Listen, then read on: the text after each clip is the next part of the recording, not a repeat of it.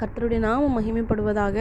ஆண்டவராகிய இயேசு கிறிஸ்து இந்த நாளிலே நமக்கு ஜீவனை கொடுத்து ஆயுசு நாட்களை கூட்டி கொடுத்து அவருடைய வார்த்தை கேட்கும்படியாய் தேவன் பாராட்டின அந்த கிருபைக்காய் நன்மைக்காய் கொடான கூடி நன்றி செலுத்துவோம். இந்த நாளிலும் கூட கர்த்தர் நம்மளோடு கூட வெளிப்படுத்துகிற வார்த்தை ஏசாயா 54 அதிகாரம் 14 வசனம் இப்படி சொல்லுகிறது: நீதியினால் ஸ்திரப்பட்டிருப்பாய், கொடுமைக்கு தூரமாவாய், பயமில்லாதிருப்பாய், திகிலுக்கு தூரமாவாய், அது உன்னை அணுகுவதில்லை. என் அன்பு சகோதரனே சகோதரிய, இந்த நாளை குறித்து ஒருவேளை இல்லை வருகிற நாட்களை குறித்து ஒருவேளை பயந்து கொண்டிருக்கலாம். என் வாழ்க்கையில் என்ன நடக்குமோ, என் குடும்பத்தில் என்ன நடக்குமோ என்று சொல்லி ஒருவேளை ஒரு மரண திகிலோ இல்லை கடன் பிரச்சனை நிமித்தமாய் வருகிற பயமோ இல்லை வந்திருக்கிற பலவீனத்தை குறித்து குடும்பத்தில் இருக்கிற எல்லா சூழ்நிலைகளும் ஒருவேளை அது பயமுறுத்துகிற திகிலை உண்டு பண்ணுகிறதா இருக்கலாம். ஆனால் இந்த நாளிலே கர்த்தர் வெளிப்படுத்துகிற காரியம் அது எதுவாக இருந்தாலும் அது உன்னை அணுகுவதில்லை.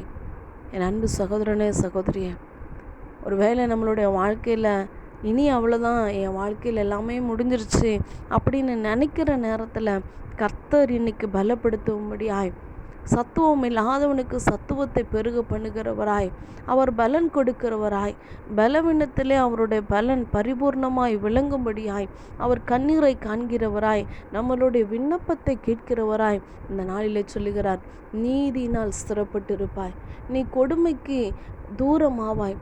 ஒருவேளை என்னோட வாழ்க்கையில் கொடுமையான காரியம்தான் நான் பார்த்து கொண்டு இருக்கிறேன், கொடுமையான காரியம்தான் என் வாழ்க்கையில் இருக்குதுன்னு நினைக்கலாம். ஆனால் கர்த்தர் இன்னைக்கு வெளிப்படுத்துகிறார், அந்த கொடுமையான காரியங்கள், கொடுமையை அனுபவித்து கொண்டிருக்கிற காரியங்கள் உனக்கு தூரமாக போகிறது என்று சொல்லி கர்த்தர் வெளிப்படுத்துகிறார். அது மாத்திரமல்ல, பயம் இல்லாதிருப்பாய், திகிலுக்கு தூரமாவாய். எந்த காரியத்தை குறித்து நீங்கள் பயந்து கொண்டிருக்கிறீங்களோ, எந்த காரியத்தை குறித்து பொல்லாத சத்துருவானவன் இருதயத்தில் திகிலை உண்டு பண்ணுகிறானோ, அந்த காரியத்தை கர்த்தர் இன்னைக்கு அணுகாமல் அது நிர்மலமாக்கி போடுகிறார்.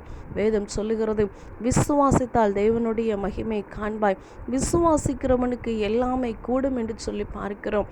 இந்த வார்த்தையை யார் விசுவாசிக்கிறார்களோ, இந்த வார்த்தையை யார் நம்புகிறார்களோ, ஆண்டவராகிய இயேசு கிறிஸ்துவை விசுவாசித்து வார்த்தையாக இருக்கிற அவரை நம்பும் பொழுது இந்த நாளில் நீதியினால் சுரப்பட்டிருக்க மாத்திரமல்ல, கொடுமையான காரியங்களுக்கு தூரமாகுவது மாத்திரமல்ல, எல்லா காரியத்திற்கும் பயம் இல்லாமலும் திகில் இல்லாமலும் எல்லா சூழ்நிலைகளையும் கர்த்தர் அணுகாமல் பாதுகாக்கிறவராக இருக்கிறார். வாதை உன் கூடாரத்தை அணுகாது, பொல்லாப்பு உனக்கு நேரிடாது என்று சொல்லி பார்க்கிறோம். எல்லா வாதிகளையும் கர்த்தர் நிர்மலமாக்கி போடுகிறார், எல்லா காரியத்தையும் அவர் நிர்மலமாக்கி போடுகிறார். இந்த நாளில் கர்த்தர் எல்லா காரியத்திலிருந்தும் விடுதலையாக்கி பாதுகாக்க வல்லவராக இருக்கிறார். ஆமென்.